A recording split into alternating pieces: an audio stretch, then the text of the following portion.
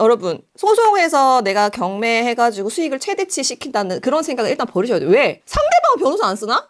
그잖아요. 그 둘 중에 내 변호사가 무조건 이길 거다라는 생각을 일단 버리셔야 되고, 경매 마찬가지예요. 경매라 약간 빗대면 소송해서 내가 수익을 최대치로 시키겠다. 약간 그런 컨셉이잖아요. 상대방도 변호사가 있고, 변호사 둘 중에 하나는 늘 진다.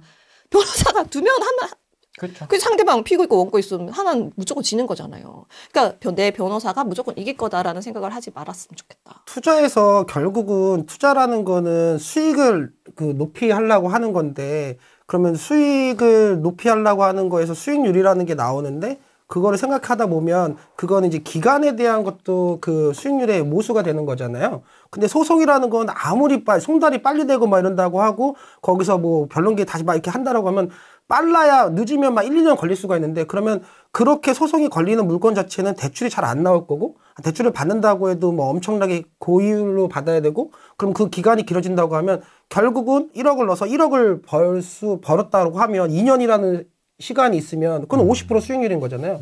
근데 만약에 그 시기에 소송을 안 하고 1,000만 원으로 갭 투자를 10개 했으면 그거는 마음도 편하고 이렇게 해서 결국은 돈이 되냐 안 되느냐가 투자자에선 제일 먼저 생각을 해야 되는데, 사람들은 어떤 뭐 무슨 특별한 기술 공부를 하고 소송해서 막 그 무협지처럼 해서 하지만 돈을 번다고 생각을 하는데, 그게 아니라 그냥 처음에 투자할 때 그 마음가짐을 생각해 보면 될 것 같아요.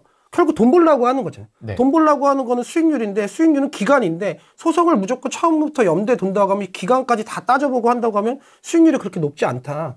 그러면은 차라리 하다가 어떤 물건을 하다가 소송이 만약에 해야 될 상황이 있으면 그때는 당연히 지지 말고 이겨야 되는 소송을 해야 되는 거지만, 처음부터 소송을 염두에 둔 어떤 투자를 한다라고 하면 투자 기간이든 어떤 상황에 대한 변수든, 왜냐면은 내가 생각할 때는 당연히 내가 이길 것 같지만 그거 자체 판사님이 어떻게 판단하는지는, 아니면 증거를 어떻게 수집하고 또 어떻게 변론을 하는지에 따라서 그 승패가 완전히 OX가 되는 거기 때문에, 그런 거를 소송을 염두에 두고 뭐 경매 투자를 한다 그렇게 한다라는 거 보면 본질적으로 생각해 보면 될 것 같아요. 그 기간이 길어질 거라는 생각을 하다 보면 수익률 자체는 결국 그 레버리지도 못 일으키고 시간도 길다고 하면 결국 투자에서 두 가지, 레버리지가 있어야지 수익률도 높아지고 기간이 짧아야지 수익률도 높아지는데, 네. 그 두 가지를 처음부터 염두에 두고 한다고 하면 수익률이 200% 300%인들 결국은 따지고 보면 그렇게 수익률이 높지 않다.